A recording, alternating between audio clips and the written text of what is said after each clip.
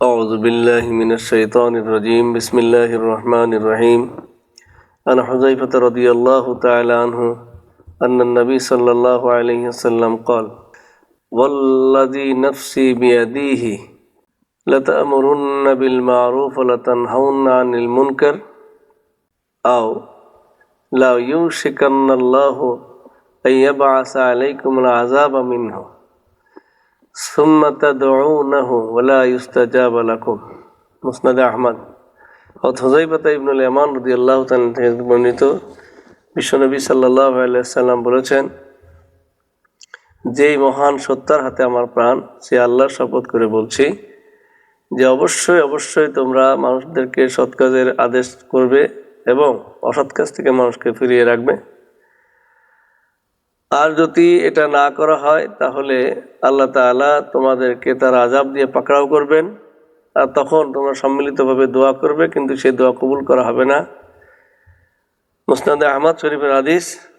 দূরের কাছের সম্মানিত দর্শক শ্রোতা যারা গ্লোরি স্টিপ টিভি থেকে দেখছেন, সকলকে আমার আন্তরিক সালাম। আসসালামু আলাইকুম ওয়া রাহমাতুল্লাহি তাআলা ওয়া বারাকাতুহু। আমরা আল্লাহ শুকরিয়া আদায় করছি যে আল্লাহ সুবহানাহু ওয়া তাআলা আমাদের ধারাবাহিকভাবে এই আলোচনায় শামিল হওয়ার সুযোগ করে দিয়েছেন।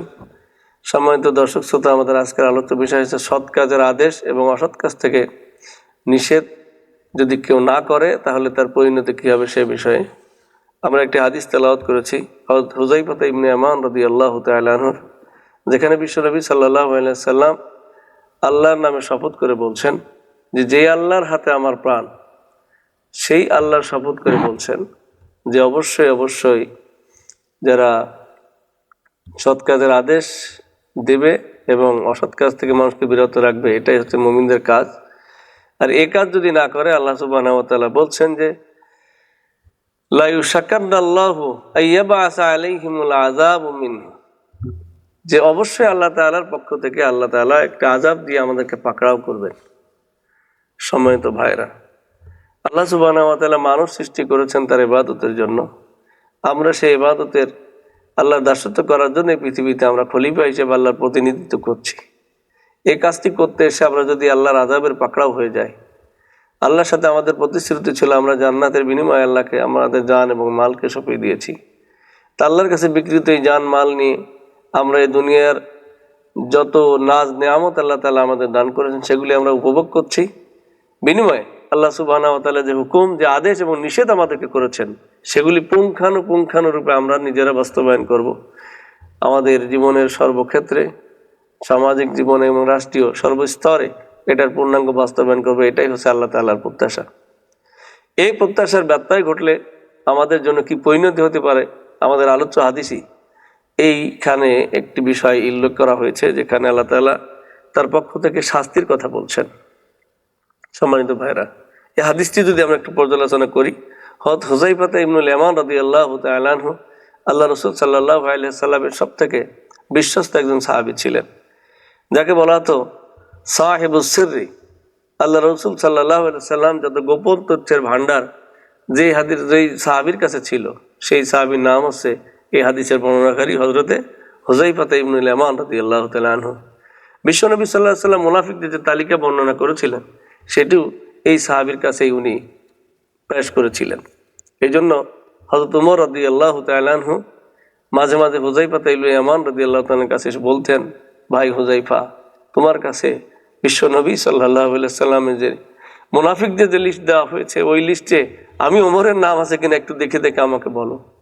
বিশ্বনবী সাল্লাল্লাহু আলাইহি সাল্লামের সাহাবে কেরাম নিজেদের ইমানকে, নিজেদের বিশুদ্ধতা, ইমানের বিশুদ্ধতা যাচাই করার জন্য এভাবে ছুটে বেরিয়েছেন।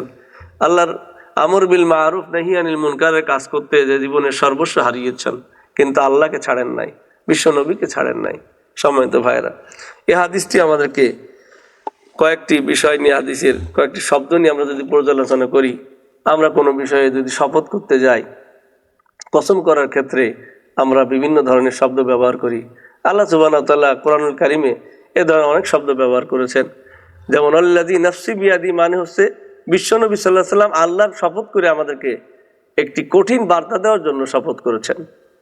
এভাবে আল্লাহ তাআলা যেমন সূরা আসরে ওয়াল আসর ইন্নাল ইনসানা লাফি খুসর, আল্লাহ সময়ের কসম খেয়ে মানুষদেরকে একটা বিপদের বার্তা দিয়েছেন।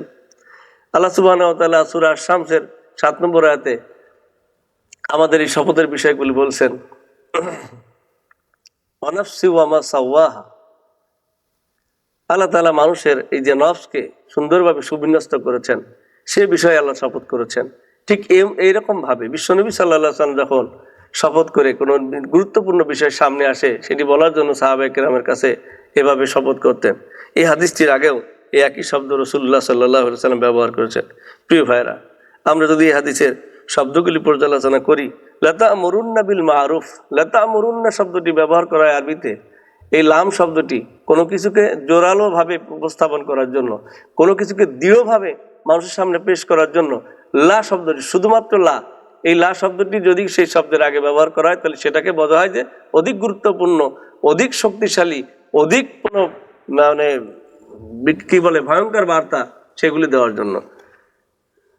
প্রিয় ভাইরা আমার, বিশ্বনবী সাল্লাল্লাহু আলাইহি ওয়াসাল্লাম বলছেন যে অবশ্যই অবশ্যই একজন মুমিন তার চেহারায়, তার চরিত্রে এটা থাকতেই হবে। লাতা'মুরুন্না বিল মা'রুফ ওয়া লাতানহাউন্না আনিল মুনকার। অবশ্যই সে সৎ কাজের আদেশ করবে, অসৎ কাজ থেকে মানুষকে ফিরিয়ে রাখবে। এটাই হচ্ছে মুমিনের ইমানের অপরিহার্য দাবি। যদি এই কাজটি আমরা করতে চাই তাহলে কিভাবে করব? ব্যক্তি জীবন থেকে এটা শুরু হবে। আল্লাহ সুবহানাহু ওয়া তাআলা সূরা আন-নাহলের 90 নম্বর আয়াতে বলছেন, ইন্নাল্লাহা ইয়া'মুরুকুম বিল আদলি ওয়াল ইহসান ওয়া ইতাই যিল কুরবা ওয়া ইয়ানহা আনিল ফাহশাই ওয়াল মুনকারি ওয়াল বাগয়। আল্লাহ সুবহানাহু ওয়া তাআলা এখানে আমাদেরকে নির্দেশ দিচ্ছেন ব্যক্তিগতভাবে ভালো ভালো কাজ করার জন্য, বিল আদল এবং ওয়াল ইহসান, ন্যায়পরায়ণতা, মানুষের প্রতি ইহসান করার জন্য, আত্মীয় স্বজনদেরকে তাদের হক পরিশোধ করে দেওয়ার জন্য, আর মানুষদেরকে গর্জিত কাজ, খারাপ কাজ, ফাহিশা কাজ থেকে ফিরিয়ে রাখার জন্য আল্লাহ তাআলা নির্দেশ দিয়েছেন। এই আয়াত পর্যালোচনা করলে আমরা দেখি যে একজন মানুষ তার ব্যক্তি জীবনে আল্লাহ তাআলার এই আয়াতের যে বিধান, ওয়ামারু বিল মারুফ ওয়া নাহাউ আনিল মুনকার, আমর বিল মারুফ এবং নেহি আনিল মুনকারের বাস্তবায়ন তার নিজের যে ব্যক্তি জীবনে করতে পেরেছে কিনা, আমরা ইমানদার হিসেবে আমাদেরকে এটা পর্যালোচনা আনতে হবে। আমার জীবনে যদি আমর বিল মারুফ নেহি আনিল মুনকার, আমার এই 3.5 হাত বডি যদি আল্লাহ তাআলার এই বিধানকে পূর্ণাঙ্গ রূপে বাস্তবায়ন করতে না পারে, তাহলে বুঝতে হবে আমার আপনার যে ঈমান আমরা ঘোষণা দিয়েছি, যে ঈমানদার বলে আমরা দাবি করছি, এটার মধ্যে অনেক কিছুই এখনো পরিপূর্ণতা অর্জন করতে পারে নাই। সে কারণে ভাইয়ের আমার হাত ঈমানের সাক্ষ্য দেবে, আল্লাহ যেটা করতে আমাকে আদেশ করেছেন সেটা এক বাক্যে করে ফেলবে, যেখান থেকে নিষেধ করেছেন ওখানে একেবারে স্টপ হয়ে যাবে। আমার মুখ যে কথা বলবে সেটা আমর বিল মারুফ নেহি আনিল মুনকারের সাক্ষ্য দেবে। আমার চোখ যে দৃষ্টি দেবে, এই দৃষ্টিতেও আমর বিল মারুফ নেহি আনিল মুনকারের একটি প্রমাণ বহন করতে হবে।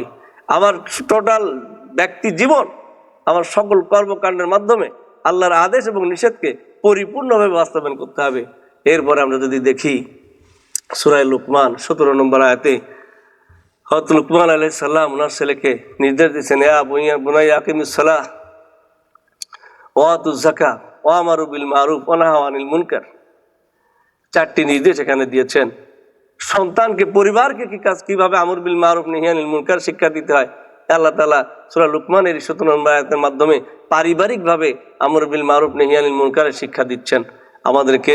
ব্যক্তি, আমি মিস্টার এক্স অথবা ওয়াই, আমরা ব্যক্তিগত জীবনে ইসলামের হুকুম আহকাম, আল্লাহর বিধি নিষেধকে যেভাবে পরিপালন করব, ঠিক অনুরূপভাবে আমার পরিবারকে, পরিবারের সকল সদস্যদেরকে আমরা এই আমর বিল মারুফ নেহি আনিল মুনকার শিক্ষা দেব। তাদের প্রত্যেকটি কর্মে, কথায়, কাজে, ওঠা বসায়, লেনদেন, সকল কিছুতে আমরা যদি পারিবারিকভাবে এই সংস্কৃতি চালু না করতে পারি, তাহলে মুমিন জীবন আছে ব্যর্থতার দিকে রূপান্তরিত হবে। ভাইরা আমার, আল্লাহ সুবহানাহু ওয়া তাআলা এই কাজটি শুধুমাত্র তাদের জন্য করেছেন। যদি আমরা একটু কোরআনের সূরা আলে ইমরানের 104 নম্বর আয়াতের দিকে তাকাই, আল্লাহ সুবহানাহু ওয়া তাআলা এখানে বলছেন, ওয়াল তাকুম মিনকুম উম্মাতুন ইয়াদউনা ইলাল খায়র ওয়া ইয়ামুরুনা বিল মারুফ ওয়া ইয়ানহাউনা আনিল মুনকার। অবশ্যই তোমাদের মধ্যে একটি দল থাকতেই হবে, যে দলের কাজ হবে এই সমাজকে সংস্কারের জন্য আমর বিল মারুফ নেহি আনিল মুনকারের হুকুম তারা যথাযথভাবে বাস্তবায়ন করবে। সমাজের প্রত্যেকটি স্তরে, প্রত্যেক সেক্টরে, প্রতিটি বিভাগে, ডিপার্টমেন্টে, অধিদপ্তরে, মন্ত্রণালয়ে, প্রতিটি ইউনিয়নে, প্রতিটি সামাজিক যতগুলি নেতৃত্বের জায়গাগুলি আছে, সবগুলিতে আমর বিল মারুফ নেহি আনিল মুনকারের কার্যক্রম তারা বাস্তবায়ন করবে। প্রিয় ভাইরা, যদি আল্লাহ সুবহানাহু ওয়া তাআলা এই কথায় থেমে যেতেন, তাহলে আমরা বুঝতাম এই কাজটি একটা নির্দিষ্ট দলের কাজ, অথবা কোনো ব্যক্তির পক্ষে কেউ করলে কাজটি আদায় হয়ে যাবে। কিন্তু ভাইরা আমার, এই একই সূরার যদি সূরা আলে ইমরানের 110 নম্বর আয়াতে আমরা যাই, সেখানে আল্লাহ তাআলা বলছেন আরো একটু বিস্তৃত করে, কুনতুম খায়রা উম্মাতিন উখরিজাত লিন-নাস তা'মুরুনা বিল মারুফ ওয়া তানহাউনা আনিল মুনকার ওয়া তু'মিনুনা বিল্লাহ। আল্লাহ তাআলা এখানে বলছেন তোমরাই উত্তম জাতি, তোমরাই সর্বোত্তম জাতি, তোমাদেরকে এই কারণে তৈরি করা হয়েছে যে তোমরা আমর বিল মারুফ নেহি আনিল মুনকারের কাজ করবে, মানুষদেরকে সৎ কাজের আদেশ দেবে, অসৎ কাজ থেকে ফিরিয়ে রাখবে। আর এই ফিরিয়ে রাখার মাধ্যমে, সৎ কাজের আদেশ আর অসৎ কাজ থেকে ফিরিয়ে রাখার মাধ্যমেই তোমাদের ঈমানকে পরিপূর্ণ করবে। এই জন্য আল্লাহ লাস্টে বললেন ওয়া তু'মিনুনা বিল্লাহ। প্রিয় দর্শক শ্রোতা, আমরা যদি এই হাদিসকে আর একটু সামনে নিয়ে যাই, তাহলে আমরা দেখতে পাবো কোন রাষ্ট্রীয়ভাবে সূরা হজ 41 নম্বর আয়াতে আল্লাহ সুবহানাহু ওয়া তাআলা বলছেন আল্লাযীনা ইম্মাক্কান্নাহুম ফিল আরদ আকামুস সালাহ ওয়া ইতাউয যাকাত ওয়া আমারু বিল মারুফ ওয়া নাহাউ আনিল মুনকার। কোন রাষ্ট্রীয় ক্ষমতায় যারা থাকবে, কোন দেশের সরকার বা রাষ্ট্রপ্রধান যারা থাকবে, তারা যদি ঈমানের দাবিদার হয়, তাদের দাবিতে যদি তারা যদি মুসলিম পরিচয় বহন করতে চায়, তাহলে তাদের কাজ হবে 4টা। এই 4টা কাজের 2টা কাজ হচ্ছে আল্লাহ তাআলা বলছেন নামাজ প্রতিষ্ঠা করবে, যাকাতের নিয়ম চালু করবে সমাজে, আর অবশ্যই অবশ্যই আমারু বিল মারুফ সৎ কাজের আদেশ দেবে, অসৎ কাজ থেকে মানুষকে ফেরাবে। যেখানে যেগুলি ইসলামী নিয়মের বাইরে যে কাজ হয় সে কাজ বন্ধ করে দেবে, আর যেখানে ইসলামের নিয়মের কাজ চালু নাই ওখানে ওই কাজ চালু করে দেবে। এটাই হলো রাষ্ট্রের কাজ। সম্মানিত দর্শক শ্রোতারা, আল্লাহ সুবহানাহু ওয়া তাআলা এই আয়াতগুলি আমরা যদি পর্যালোচনা করি, তাহলে আমরা কেউই, একজন মুমিন অথবা মুসলিম, সে নিজেকে যেই মানের মুমিন মুসলিম দাবি করে, তার কাজ আমলের মধ্যে তার ব্যক্তিগত জীবন থেকে শুরু করে প্রত্যেকটি স্টেপে যদি আমর বিল মারুফ নেহি আনিল মুনকার না থাকে, তাহলে ঈমানটাই প্রশ্নবিদ্ধ হয়ে যাবে। আমরা যদি এ কাজ করি, আল্লাহ তাআলা আমাদের কি পুরস্কার দিবেন, আমরা একটু সেদিকে যাই। আল্লাহ তাআলা সূরা তাওবার 111 নম্বর আয়াতে সুন্দর করে বলেছেন যে ইন্নাল্লাহা আশতারা মিনাল মুমিনিনা আনফুসাহুম ওয়া আমওয়ালাহুম বিআন্না লাহুমুল জান্নাহ। আল্লাহ পাক রব্বুল আলামিন আয়াতে ইলা আখিরিল আয়া, এই আয়াতে আল্লাহ সুবহানাহু ওয়া তাআলা বলছেন আল্লাহ মুমিনদের জান এবং মালকে ক্রয় করে নিয়েছেন জান্নাতের বিনিময়ে। আর ওই মুমিনদের বৈশিষ্ট্য আল্লাহ সুবহানাহু ওয়া তাআলা এই একই সূরার 112 নম্বর আয়াতে বলছেন আত-তাইবুনাল আবিদুনাল হামিদুনাস সাইহুন আর রাকিউনাস সাজিদুন আল আমিরুনা বিল মারুফ ওয়ান নাহুনা আনিল মুনকার ওয়াল হাফিজুনা লিহুদুদিল্লাহ ওয়া বাশশিরিল মুমিনিন। আল্লাহ সুবহানাহু ওয়া তাআলা ওই যে জান্নাতের মাধ্যমে যে মুমিনদের জানমাল কিনে নিয়েছেন, ওই মুমিনদের বৈশিষ্ট্য বর্ণনা করতে গিয়ে কয়েকটি বিষয় এখানে এনেছেন। তার মধ্যে গুরুত্বপূর্ণ 2টি বিষয় ছিল আমর বিল মারুফ নেহি আনিল মুনকার। যদি এই চরিত্রের মুমিনদের মধ্যে এই কাজ, এই আমল বাস্তবায়িত হয়, তাহলে আল্লাহ বলছেন অবাশশিরিল মুমিনিন, ওই মুমিনদের জন্য জান্নাতের ঘোষণা। সুবহানাল্লাহ। সম্মানিত দর্শক শ্রোতা, আমাদেরকে ভাবতে হবে আল্লাহ সুবহানাহু ওয়া তাআলা আমাদেরকে 3.5 হাত বডি দিয়ে আমাদের যেখানে চোখ দরকার ছিল সেখানে চোখ দিয়েছেন, যেভাবে হাতগুলি তৈরি করা দরকার ছিল, যেভাবে হাতের কবজাগুলি সেট করা দরকার ছিল সেগুলি করেছেন। এই আলো বাতাস অক্সিজেন দিয়ে আমাদেরকে বেড়ে তুলেছেন একটি মাত্র কারণে। আল্লাহ তাআলা সূরা যারিয়াত 56 নম্বর আয়াতে যেটা বলেছেন ওমা খালাকতুল জিন্না ওয়াল ইনসা ইল্লা লিয়াবুদুন, মানুষকে শুধুমাত্র একমাত্র আমি আল্লাহর ইবাদত ছাড়া অন্য কোনো কাজে আমি সৃষ্টি করি নাই। প্রিয় ভাইরা, আমরা যদি দেখি, যদি এই কাজ থেকে কোনো সমাজ, কোনো মুমিন, কোনো জাতি, কোনো মুসলিম যদি এই কাজ না করে, তাহলে তার কি শাস্তি হবে? এই হাদিসটিতে, আলোচ্য হাদিসটিতে ওই শাস্তির একটি বলা হয়েছে, তাদের উপরে আল্লাহর পক্ষ থেকে আযাব চলে আসবে আর তাদের দোয়া কবুল করা হবে না। আমরা আরেকটু সামনে যদি যাই, যে কোনো সমাজের মানুষ, কিছু মানুষ ভালো কাজ করে, কিছু মানুষ করে না, এরকম বৈশিষ্ট্যের মানুষ রয়েছে। এদের ব্যাপারে আল্লাহ সুবহানাহু ওয়া তাআলা সূরা মায়েদা 78 থেকে 79 নম্বর আয়াতে বনী ইসরাঈলদের একটি ঘটনা সেখানে কোট করা হয়েছে। কত আবু সাঈদ খুদরী রাদিয়াল্লাহু তাআলা আনহু, আব্দুল্লাহ ইবনে মাসউদ রাদিয়াল্লাহু তাআলা আনহু তার হাদিসে এমন সুন্দর করে বর্ণনা করেছেন যে বনী ইসরাঈলদের আলেমদের মধ্যে একটি গ্রুপ ছিল যারা মানুষদেরকে সৎ কাজের আদেশ আর অসৎ কাজ থেকে বাধা দিত। কিন্তু ওই সমাজের মানুষের মধ্যে পাপ পঙ্কিলতা এত বেশি বৃদ্ধি পেয়েছিল যে তাদের এই স্রোতের প্রতিকূলে তাদের এই দাওয়াতি কাজকে সামনে না তাদের জন্য কষ্ট হয়ে গেছিল। এক পর্যায়ে আলেম সমাজে দাওয়াতকে বন্ধ করে দেয়। শুধু তাই নয়, যখন আলেম সমাজে দাওয়াত বন্ধ করে দিয়ে চুপচাপ বসেছিল। দেখা গেল যারা এই সমাজে পাপ কাজে লিপ্ত, যারা এই সমাজকে ধ্বংস করার কাজে লিপ্ত, যারা এই সমাজকে বিকৃতির দিকে নিয়ে চলে যাচ্ছে, তাদের সাথে আলেম সমাজ একাকার হয়ে গিয়েছে। তাদের সাথে উঠে খানা উঠছেন, খাবার দাবার খাচ্ছেন, কথা বলছেন, চলাফেরা করছেন, মহামেলাত করছেন, সামাজিক জীবনে তাদের সাথে বিভিন্ন ধরনের সম্পর্ক তৈরি করেছেন। এর মাধ্যমে এই আলেম সমাজ এবং ওই জাহেল সমাজ সকলে একাকার হয়ে ধ্বংসের স্তূপে পড়ে গিয়েছিল। আল্লাহ তাআলা তাদের বর্ণনা করেছেন, লুইন আল্লাযীনা কাফারু মিন বানি ইসরাঈলা আলা লিসানি দাউদ ওয়া ঈসা ইবনে মারইয়াম। আল্লাহ সুবহানাহু ওয়া তাআলা এখানে বলছেন যে আল্লাহ তাআলা নিজে লানত দিয়েছেন বনী ইসরাঈল ওই গোষ্ঠীদের মধ্যে, যাদেরকে যারা কুফরি করেছিল, এ কাজে অভ্যস্ত ছিল, আর এ কাজে যারা অভ্যস্ত ছিল তাদেরকে যারা ঠেকাতে গিয়েছিল তারাও এদের সাথে একসময় অংশীদার হয়ে গিয়েছিল। প্রিয় ভাইরা, আমরা যদি এই হাদিসের আরো একটু শাস্তির দিকে যাই, তাহলে 2 নম্বর শাস্তি পেলাম, আল্লাহ সুবহানাহু ওয়া তাআলা যদি সৎ কাজের আদেশ আর অসৎ কাজের নির্দেশ কেউ না দেয়, তাহলে তাদের উপরে আল্লাহ নিজে লানত দেবেন। 3 নম্বর, মা আয়েশা সিদ্দিকা রাদিয়াল্লাহু তাআলা আনহার একটি হাদিস। মা আয়েশা সিদ্দিকা রাদিয়াল্লাহু তাআলা বর্ণনা করছেন, একদিন বিশ্বনবী সাল্লাল্লাহু আলাইহি সাল্লাম হঠাৎ করে বাইরে থেকে ভিতরে আসলেন। চেহারা দেখে আমার কাছে মনে হলো কি যেন একটা হয়ে গেছে। উনি ওযু করলেন, আবার বের হয়ে গেলেন। আমি হুজরার মধ্য থেকে বিশ্বনবীকে ফলো করলাম, কাছাকাছি গেলাম হুজরার মধ্য থেকে, দেখলাম উনি যাই বলছেন, ইয়া আইয়ুহান নাস, হে মানব সকল, তোমরা আল্লাহর জন্য সৎ কাজের আদেশ আর অসৎ কাজ থেকে মানুষকে ফেরাও। ওই অবস্থা আসার আগ পর্যন্ত যখন তোমাদের কাছে তোমরা দোয়া করবে আল্লাহর কাছে, আল্লাহ এই দোয়া কবুল করবে না। যখন আল্লাহর কাছে তোমরা কিছু চাইবে, আল্লাহ তোমাদের সেটা দিবেন না। আল্লাহর সাহায্য চাবে, আল্লাহর পক্ষ থেকে সাহায্যের দরজা বন্ধ করে দেওয়া হবে। প্রিয় ভাইরা, এই একই হুযায়ফা ইবনুল ইয়ামান রাদিয়াল্লাহু তাআলা আরেকটি হাদিস বলেই আমাদের কথা শেষের দিকে যাব। সেখানে হুযায়ফা ইবনুল ইয়ামান রাদিয়াল্লাহু তাআলা আবার কসম, বিশ্বনবী সাল্লাল্লাহু আলাইহি ওয়াসাল্লাম রেফারেন্সে কসম দিয়ে বলছেন যে অবশ্যই অবশ্যই তোমরা সৎ কাজের আদেশ দেবে, অসৎ কাজ থেকে মানুষকে ফেরাবে, আর মানুষের কল্যাণকাম কাজের দিকে ডাকবে। যদি তা না হয় তাহলে তোমরা শাস্তি দেবো 2টা। লা ইউসিতান্নাকুমুল্লাহু জামিআন বিল আযাব। আল্লাহ সুবহানাহু ওয়া তাআলা যদি সৎ কাজের আদেশ মানুষ তোমরা না দাও, তাহলে তোমাদেরকে আল্লাহ 2টা শাস্তি দেবেন। আল্লাহর আযাব দিয়ে তোমাদের সকলকে আল্লাহ তাআলা পাকড়াও করবেন, ধ্বংস করে দিবেন। 2 নম্বর, আই লা ইউআম্মিরান্নাকুম শিরারুকুম সুম্মা তাদউনা খিয়ারুকুম ফালা ইউস্তাজাবা লাকুম। অথবা তোমাদের এই পরিস্থিতি তৈরি হওয়ার কারণে যারা বিভিন্নভাবে নিজেদের জীবন বাঁচানোর চেষ্টায় লিপ্ত ছিল, ওই সমাজে ভালো লোক বলে পরিচিত ছিল, এই সব লোক মিলে আল্লাহর কাছে দোয়া করতে থাকবে, আল্লাহ আযাব গজব থেকে আমাদেরকে বাঁচাও। আল্লাহ রাসূল সাল্লাল্লাহু আলাইহি ওয়াসাল্লাম বলছেন, অবশ্য তখন এই দোয়া কবুল করা হবে না।